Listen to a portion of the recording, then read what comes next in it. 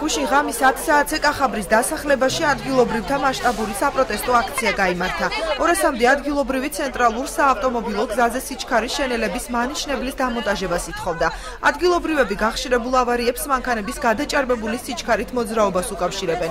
ადგილობრივები განმარტავენ, რომ 2 დღის წინ ავტომობილების შეჯახებამ გაჩერებაზე მდგომი ახალგაზრდა ბიჭის სიცოცხლე იმსხვერპლა.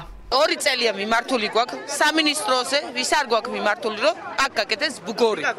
რომ ხდება ბევრი ავარია. ყოველთვის ხდება ავარია. დღეს მოგვიგდა 20 წლის ბიჭი. დამდგარი რაფს ელოდებოდა ჩვენი შინაური და მანქანამ დაეჯახა მანქანას და შეიხვია ეს ბიჭი და მოგვიკლა 20 წლის ბიჭი. არავინ არ აქცევს ყურადღებას, სანამ ამ დრომდე არ მოვედით გზები არ გადაიკეტა, ვინმე საერთოდ ყურადღება არ მოგვაქცია. ახლა თუ შეიძლებოდა მოსულიყო და ჩვენი აზრი გაეგო, აზრით შეიძლებოდა მაგი მომხდარიყო. ვარდიულები გაკეთდეს და ნორმალური გზა იყოს გაკეთებული, რომ ავარიები არ მოხდეს.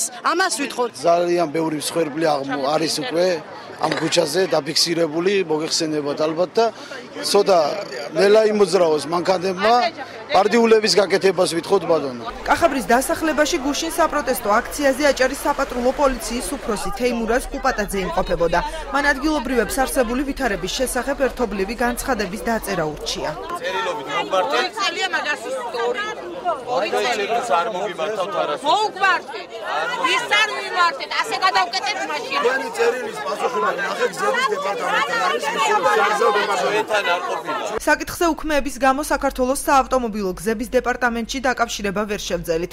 უწყების აჭარის ფილიალის უფროსი ზურაბ სიხარულიძე სატელეფონო საუბრისას აცხადებს, რომ აღნიშნულ ტერიტორიაზე სიჩქარის შენელების ბარიერები საკმარისზე მეტია. თუმცა იგი აქვე განმარტავს, რომ მოსახლეობის მოთხოვნის საფუძველზე ორშაბათამდე კიდევ ერთი სიჩქარის დამგდები ბარიერი, ეგრეთ წოდებული მწოლიარე პოლიციელი დამონტაჟდება.